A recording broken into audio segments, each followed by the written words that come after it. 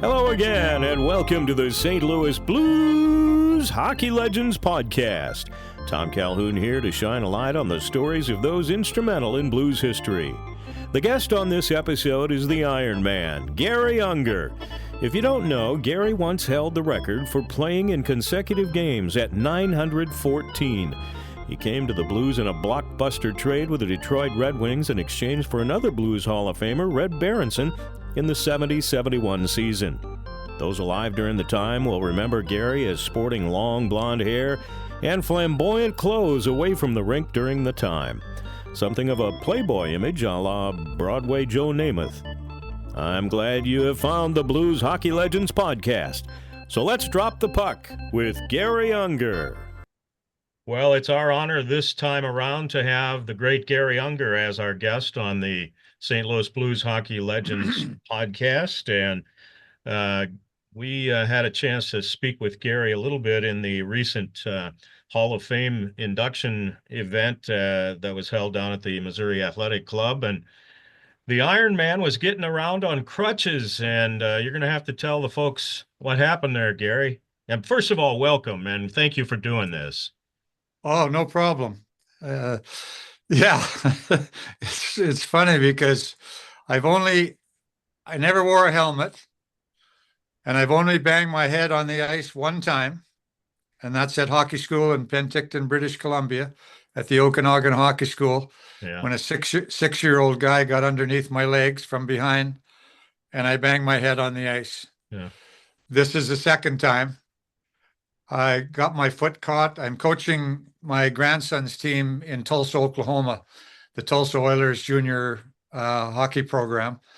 I coached here for a long time with the Tulsa Oilers, and I recruited all my players to come in to play on the team. And they all came in single, and now they married girls in Tulsa. So we got a bunch of guys in Tulsa that are running the kids program. So they called me and they said, well, your little grandson needs to play travel hockey. And I said, well, let me take a look at it. See, I had a hockey school in Banff, Alberta, actually an academy in Banff, Alberta. Right. And when the pandemic broke, our kids were from all over the world. And when the pandemic broke, we had to get everybody home. My wife was in Phoenix at the time, and we got all the kids home to Switzerland and Austria and Finland and all of the places that they were going. And then I came down to Phoenix and everything was shut down. So I came to Tulsa for the weekend. My youngest daughter stayed here when I coached in Tulsa.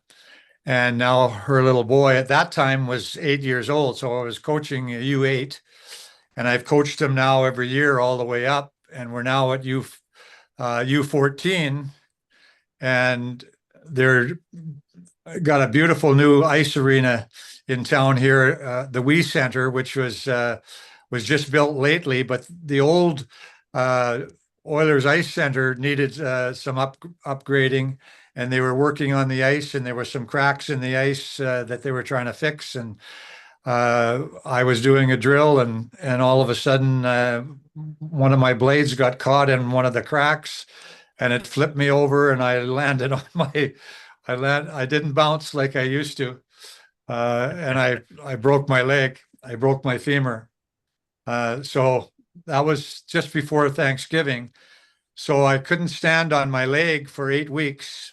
And my clearance time was the 21st, which was 3 days before the Hall of Fame deal with the Blues. And that was kind of my target, because I didn't want to come to the Hall of Fame inductee ceremony in a wheelchair. So I had 2 days to try and see if I could walk on crutches, but my leg had been sitting for 2 months and there wasn't much there. So it was a long weekend trying to stand on these crutches, but it was great. It was worth it. It's always a great time to come in there. I'm now in the process of rehabbing this leg, and so I can get back in the lineup. There you go. The Ironman will be back soon on 2 legs. Good for you. We're both kind of Ironman. I've got a few games put together myself as the Blues PA guy, and but nothing as physical as what you went through, obviously, as a player in the NHL. And let's talk about the Ironman streak a little bit. Had all those 900 and what is it, 914 games? 914, yeah. Yeah, and then you go to the Atlanta Thrashers, and your coach decides to bench you for a game, and that kind of ends the streak, right? Well, the worst part of the deal was that the game was in St. Louis that he Oh, benched me. It was I'll be it done. was a game in St. Louis.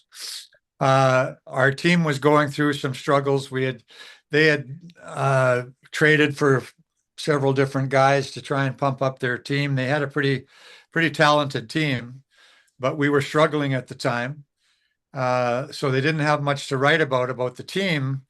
So every time I went into a different city, every game that I played was a record. Mm-hmm. And they would write about the Ironman streak. Now, I didn't follow this stuff. I didn't read the papers. I don't determine what they write about and what they do. But he thought that that was more important than me playing on the team. That it was something that he needed to change. So when we went I actually hurt my shoulder a little bit when we were playing in Toronto. I played a game, taped it up, and played a game, and then we didn't play for a while.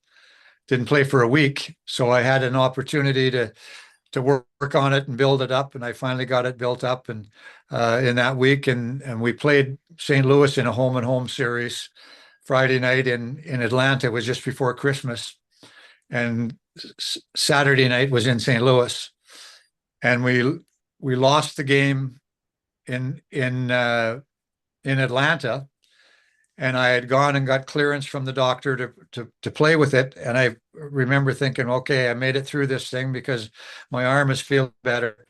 Went into St. Louis and I was sitting on the bench. First period went by, second period went by. The general manager came to me and I said, I thought your arm was better. I said, it is. He's not playing me. So with about 3 minutes left to go in the game was 7-2 for us.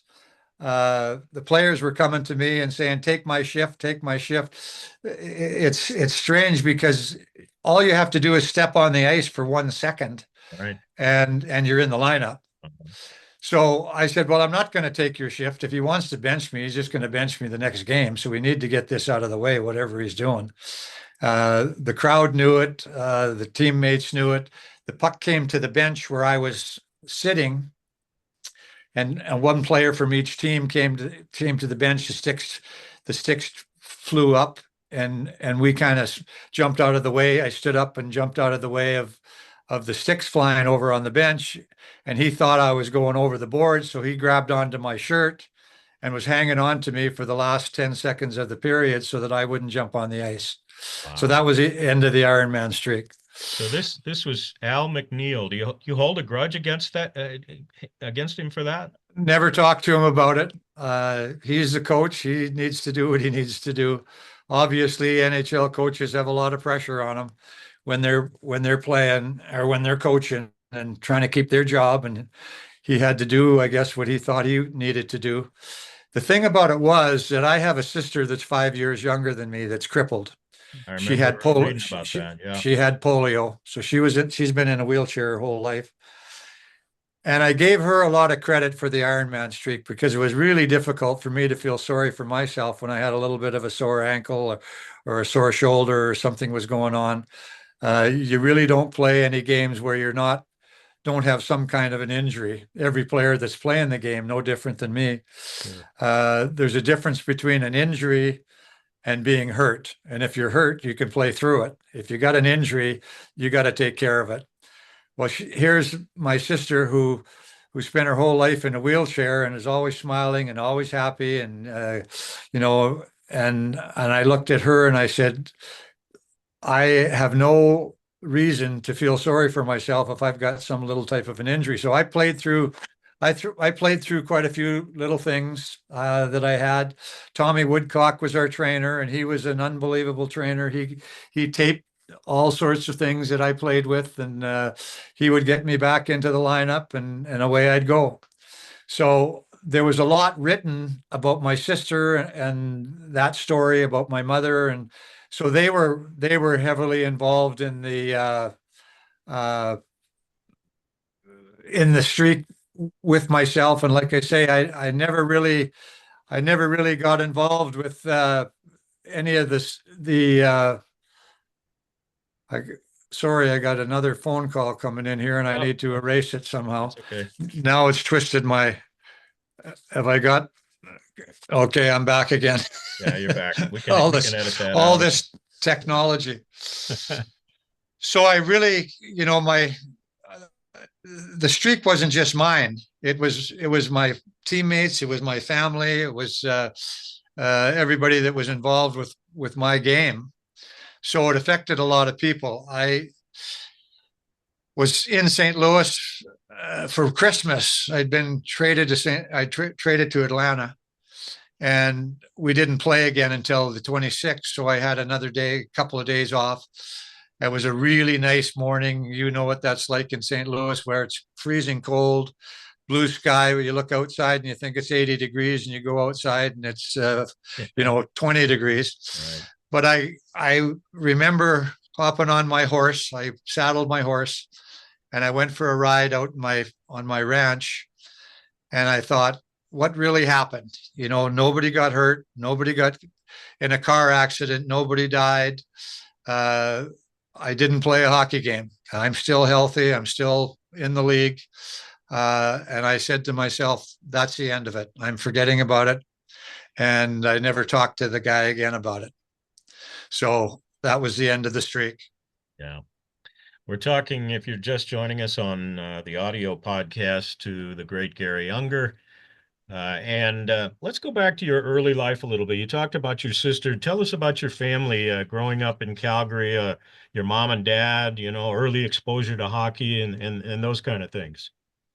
Well, my dad was my hero. My dad was the greatest guy in the world. He was the guy that got me involved in hockey. He was a tough Army staff sergeant. We lived in an Army camp. I was born in Edmonton, and I lived in Edmonton until I was 12.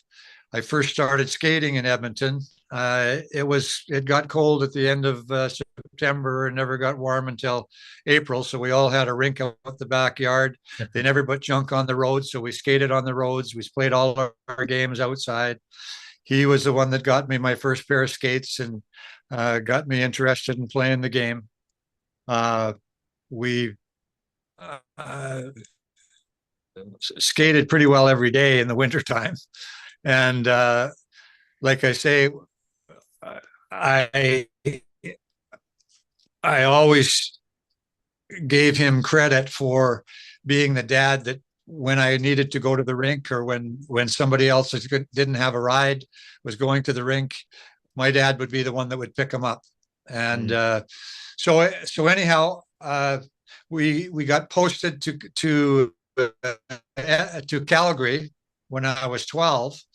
I played some Saturday morning hockey in Edmonton, and never was really in a league. And when I got to Calgary, then I started playing community hockey. I was 12 at the time. They were starting we never had AA, AAA, that type of thing. It was just a league at a community center. So the 1 year, they decided to make one AA team at each level, and that AA team would play in a league that was a league up from them. So we would go from tiny mite, and we would play in a bantam league. So my birthday was in December. I was already the youngest guy on the team, and then if we made this AA team, we would go up and play against guys that were 2 years older already. So I was playing against some guys that were maybe 3 years older than me.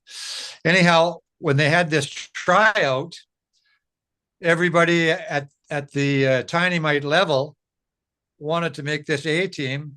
So there was like 300 guys trying out. So we all were on the ice and we'd skate around.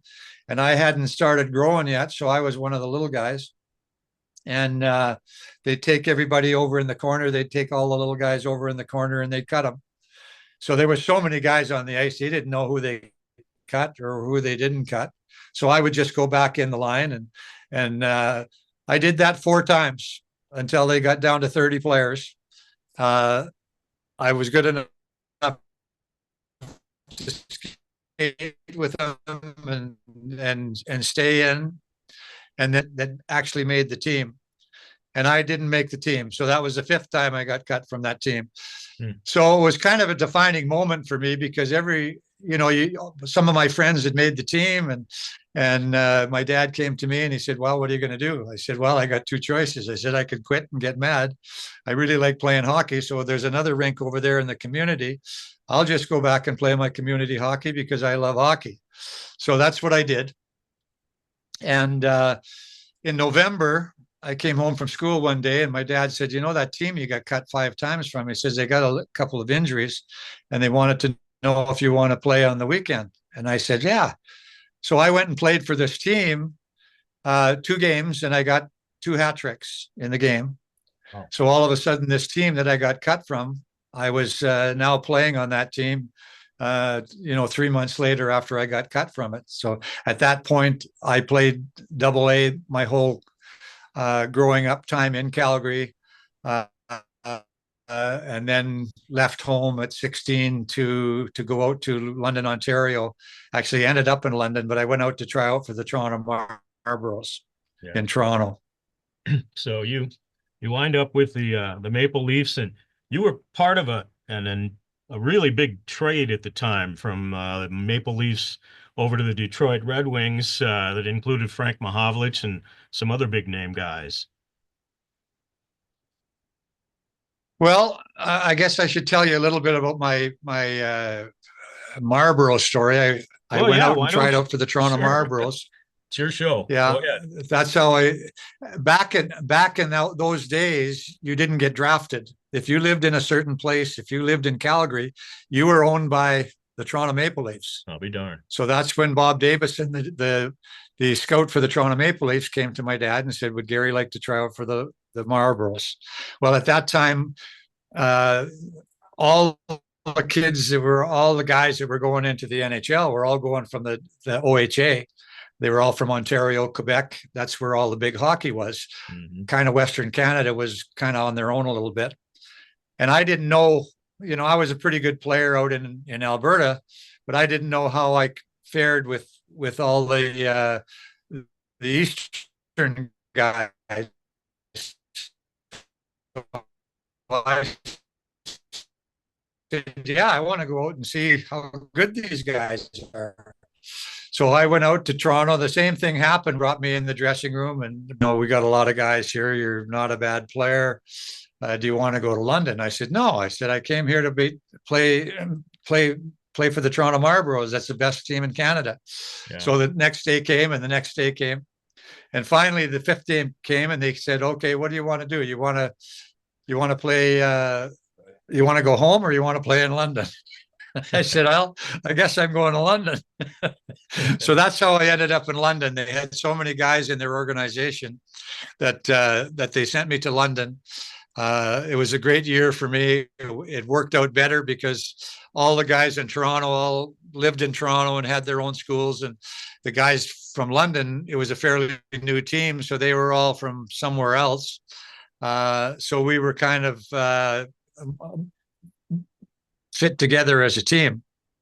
So I had a pretty good year in London. And at the end of the season, the end of the junior season, we got beat out by, I think we got beat out by Niagara Falls Flyers. And then Toronto called me and said, do you want to go to Rochester and play with the American League team. So I went down to Rochester.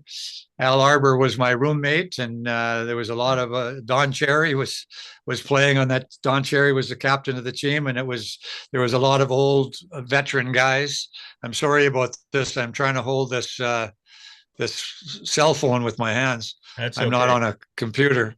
That's all right. I'm bouncing all over the place. But anyhow, spent some time in Rochester, and then the season was over, and I signed a contract with the Toronto Maple Leafs. So yeah, that was a pretty good season in London, by the way, folks. 48 games and 38 goals and 35 assists. That's a pretty decent little season you had there, no doubt about it. So I mentioned the trade from Toronto to Detroit, then of course Detroit trades you to the Blues, and that was a pretty monumental trade that brought you to St. Louis, and a lot of people were not thrilled about that because Red Berenson went the other way at the time, and Red had established himself as a pretty strong hockey star in St. Louis. But you came in and took care of business and made yourself a popular guy right away. well, it's always difficult when you get traded, and when you get traded for the leader of their team. He was the captain of the team. He was the leader on that team. They'd been together for a while. It was a great organization. Uh, I wasn't that excited about getting traded from Detroit. I loved Gordie Howe. He was my idol growing up, Mhm. and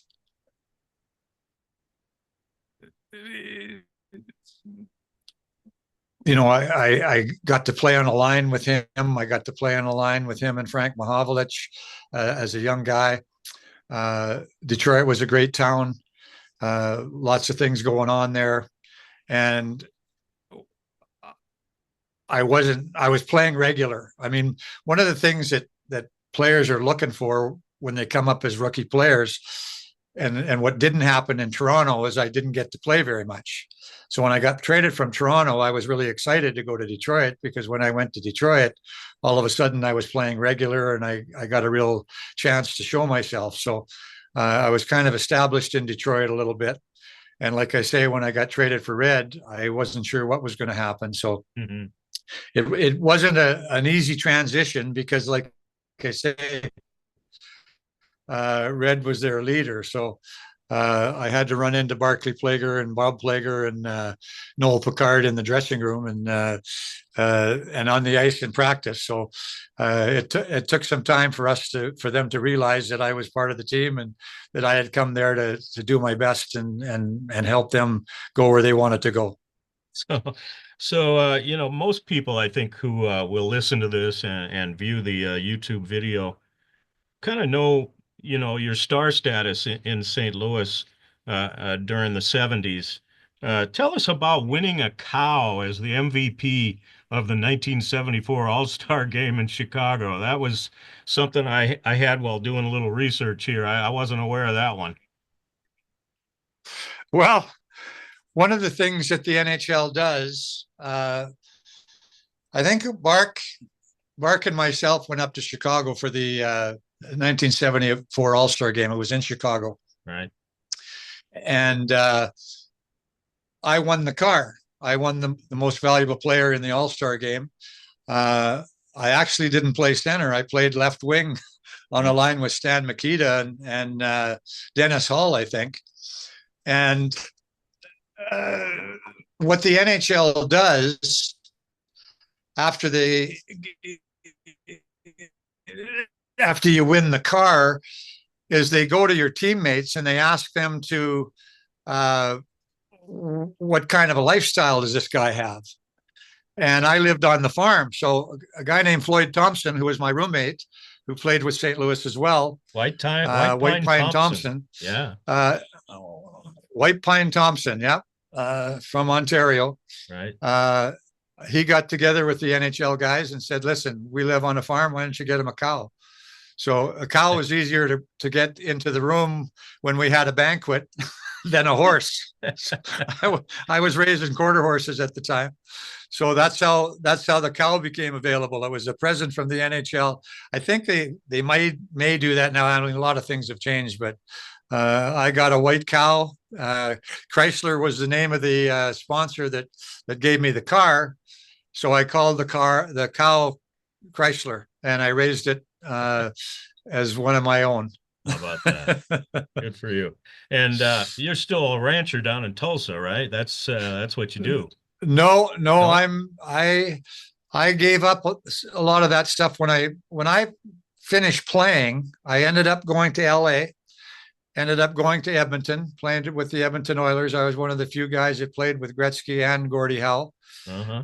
At the end of my career, I did some television work for Canadian sports networks. And then I went to Scotland. I went to Dundee, Scotland, to the Dundee Rockets. It was a British hockey league. Right. Scotland had a league there were British teams in there. And I ended up spending 5 years over in England. At that point, it was pretty tough to look after horses and cows and chickens and pigs and all the things that go along with ranching. So that's when it changed. And I'm not a rancher anymore. Oh, okay. I thought, I don't know. For some reason, I thought Tulsa and you were still involved with that. No. Okay. Well, we had Susie Matthew on our last podcast, and she told the story of getting married in May of, well, I forget exactly what the year was, but she got married to Alan, and the next day was the pig roast. And the day that unfortunately we lost Bob Gassoff, another Hall of Fame member that's in the Blues Hall of Fame with you. And I know you were there. I've seen you tell the story before, and I don't want to necessarily have you relive it, but tell us a little bit about your memories about that and how tough that was. Well, it was probably one of the toughest things that ever happened to me in my life because, when you're 25 years old, I can't even remember. It was in 77. I know that. Yeah, yeah. So we were all fairly young guys. You're indestructible. Nothing's going to bother you. Bobby was a really good friend. He had got married to Diane a couple of years earlier. Diane was pregnant with Bobby Jr. And Bev and Diane became pretty good friends. Diane was from Belleville, Illinois, and we spent a fair amount of time with them. And this pig roast that we had, my neighbor, the Brunges are hog farmers who are my neighbors on the farm. They put together this pig roast for me on my farm. And I invited everybody that I knew out to the farm for this weekend. It was the May 24th weekend, 1977. I think Diane was 6 months pregnant. And we had one of the things that I'm into is motorcycles. So I had a dirt track set up on my farm, and the area where that was, the guys were driving around, and there was some jumps and different things. And I also had out there a Honda Odyssey, which was like a 4-wheel Odyssey, little speedster thing. And the guys were taking this Odyssey and jumping over the jumps. And Gasser, there was a few cowboys on our team. Floyd Thompson was a cowboy. Sather was a cowboy. There was some other guys that used to come out. My farm was kind of open to the guys if they wanted to come out and ride motorcycles or horses or whatever they wanted to do. And when Bobby came out, he never really worried about the motorcycles at all. He was a cowboy from Quesnel, British Columbia, and he'd been around horses all his life. So when I saw Bobby about 4 o'clock in the afternoon trying to start one of the motorcycles, I'd seen him drive this Odyssey, and he was jumping 10 feet in the air driving this thing. Bobby had no fear.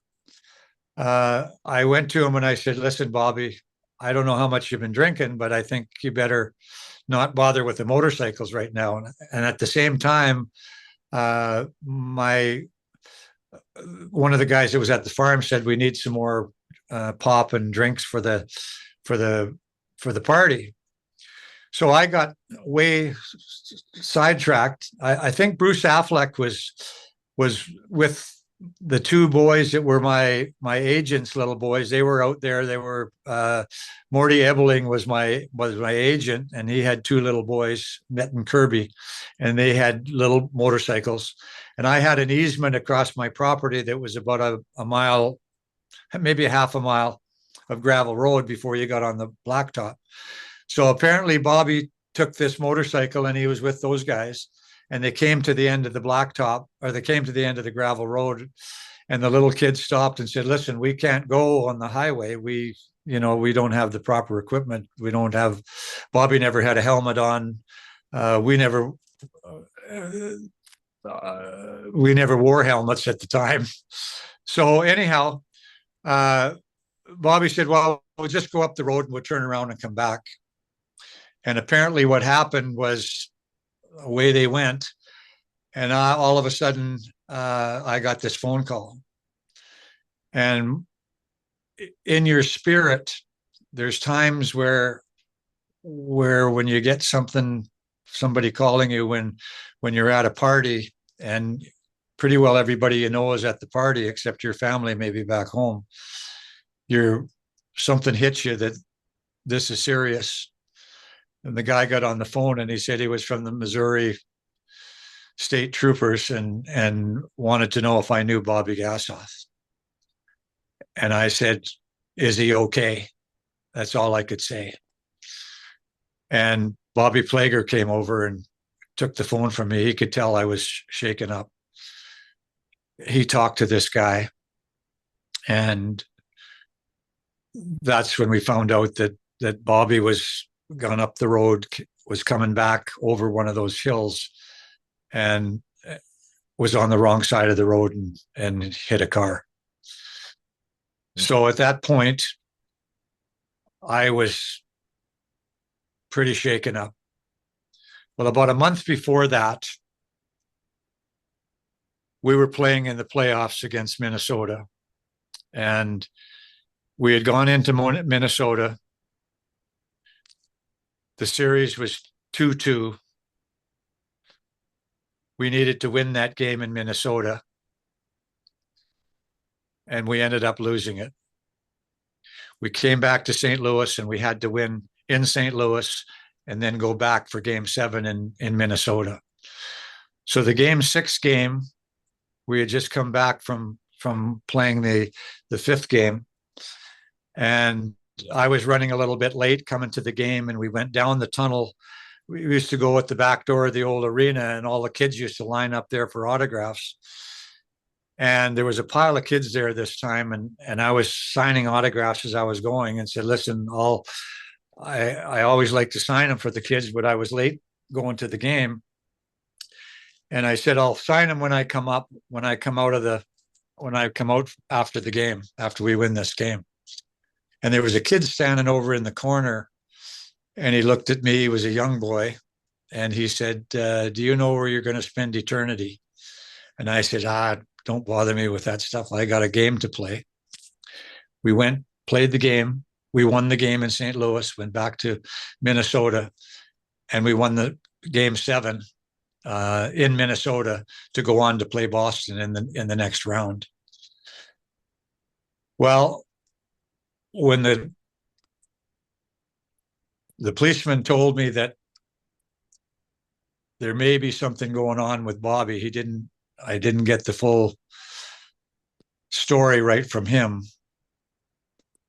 That kid's face came to me and he said, "Do you know where you're going to spend eternity?" Because as 25-year-olds and 26-year-olds, and again, Bobby was one of the toughest guys I've ever played with, he was gone.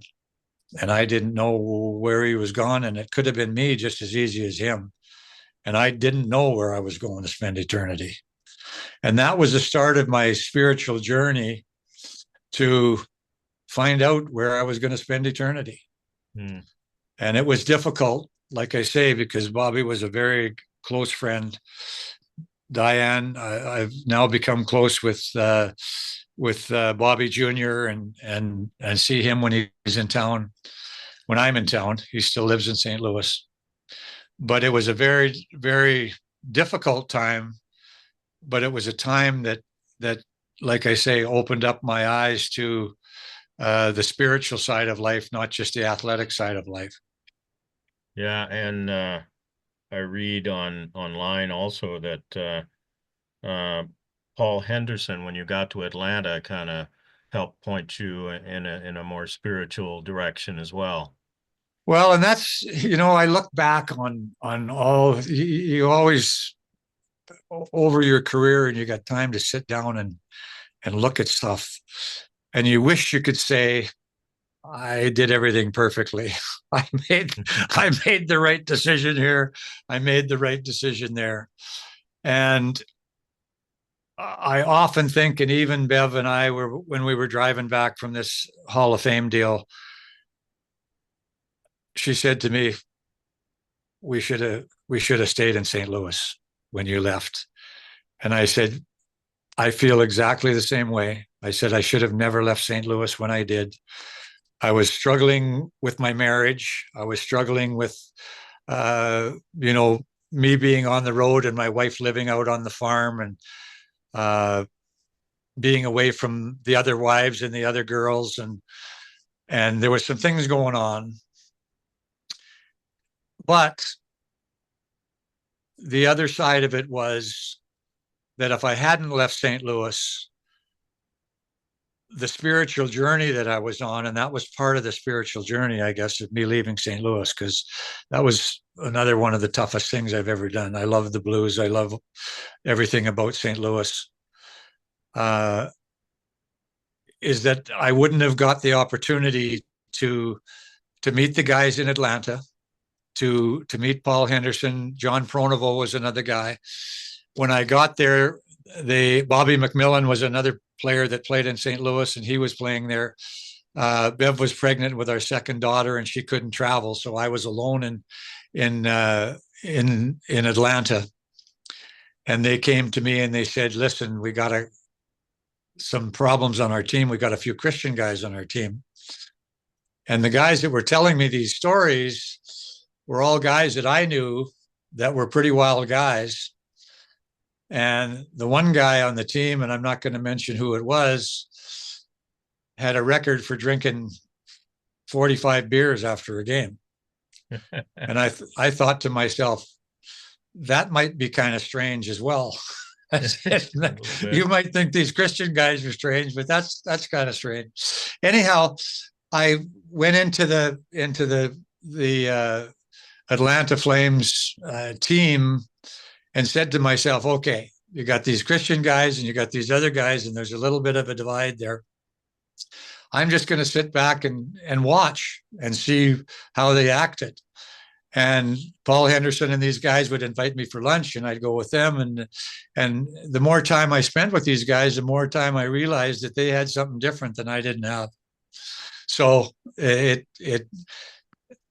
got me to the point where they invited me to go to a Christian athletes convention at the end of the season, and that's when I made a personal commitment to Jesus Christ to come into my life and be a born again Christian. So had I not have left St. Louis, it wasn't because of the team. It wasn't because of anything else. I know that I had all these things. I had all these, all the things that as a kid, I would sit back and say, well, if I had this, if I had a farm, if I had horses, if I had a fast car and a beautiful wife and a nice child and all the things that were going on, but there was still an empty feeling in my heart that something was missing. I wasn't unhappy. There was just something missing in my life.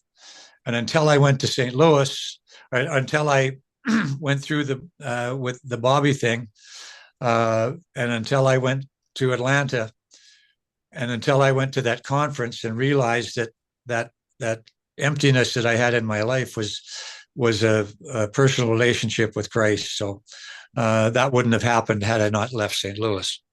Yeah, and you had a pretty good Playboy reputation going there for a while too. So that you had to kind of put that behind you, I guess.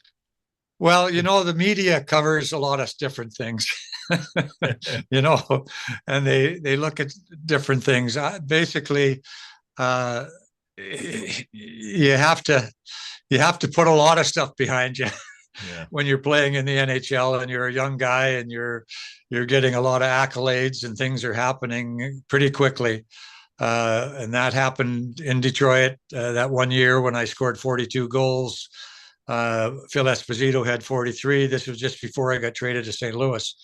Uh, you know, things are happening that you didn't have to deal with before, and I was dealing with some things that normal young kids start to deal with, and now I was cleaning them all up. So it saved my marriage. I've been married for 50 years to my Good for wife, you.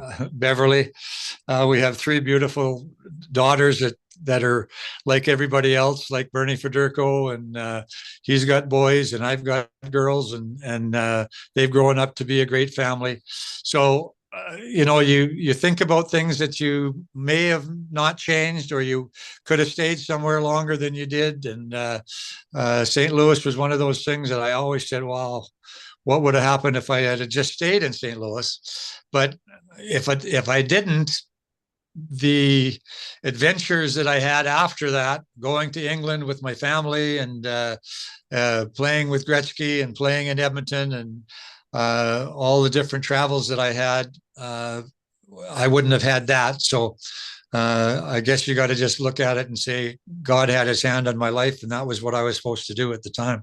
Yeah, and you're still thought of as one of the all-time stars of the blues, of course, being in the Hall of Fame. So that's come around to your benefit as well, and that's great. Um, Well, I look at all the guys that have come through. When an organization started in '67 and we're in 2025. They used to sing songs about 2025 when you were in the '70s, and you think, what's going to happen then? But yeah, anyhow, what I'm trying to say is, I I was a pretty good player, but the talented people that were around me, the guys that went through the St. Louis Blues organization, and I'm not going to start mentioning guys because I'm going to forget somebody, but there was an awful lot of real talented people that came through there when I was there, when I played with, that I played against, that I got traded and played against. And then over the years, when I was not with the Blues anymore, and when I was, uh, in the '90s when Brett Hull came in, and all those great players, Al McGuinness and different players like that, I look at myself as a normal player.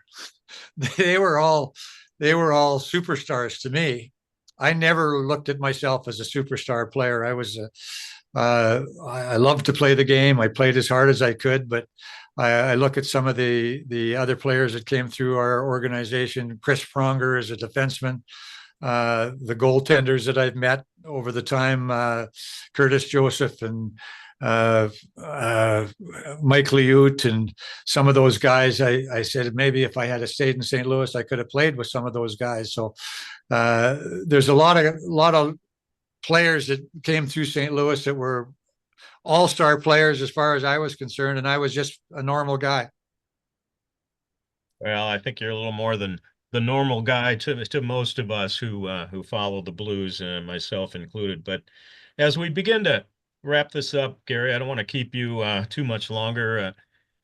I always ask this of all the people on the podcast, and I'll ask you as well. How do you want to be remembered? What do you believe that Garry Unger, when people hear that name, what should they think about, and how should they remember you? Well, as an athlete, you want to be remembered by every time you went on the ice, every time you went on the field, you gave 100%. You played hard. You learned how to handle wins and losses.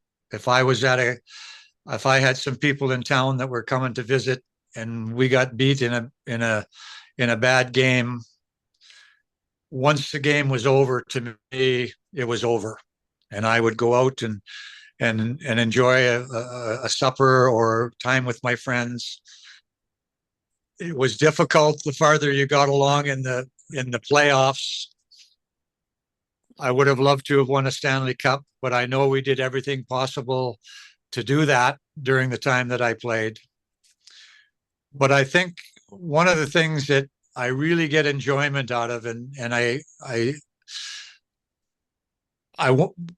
wanted to be a normal guy. When I left home, my dad said to me, "Listen, you may be a pretty good player, but the game wouldn't go on without referees, without guys driving the Zamboni, without people owning the team. You need to treat everybody like they're really important."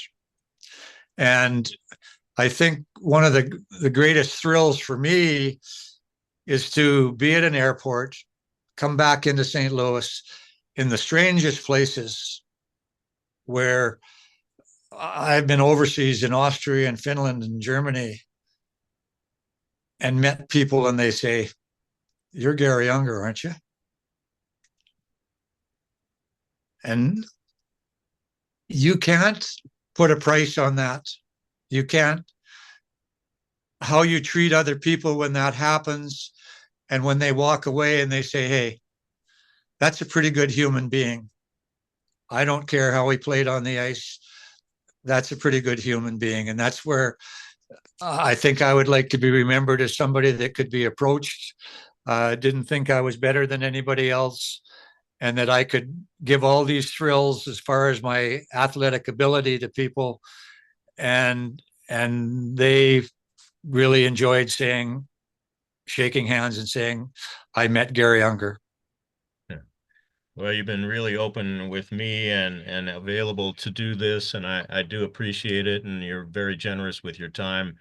And I think all of our new fans of this podcast will really appreciate this visit we've had today.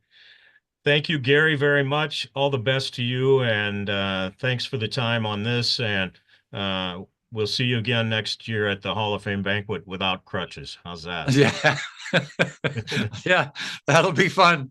It's going to be very soon. I'm getting rid of these crutches because I'm not staying down very long. Okay. Thanks, Tom.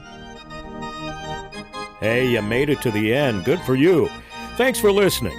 Please support our sponsors if you can. And if you have a question for our next podcast guest or have a suggestion on a legend you'd like to hear on the podcast, please visit paguidetom.com and click on the Questions for the Legends tab.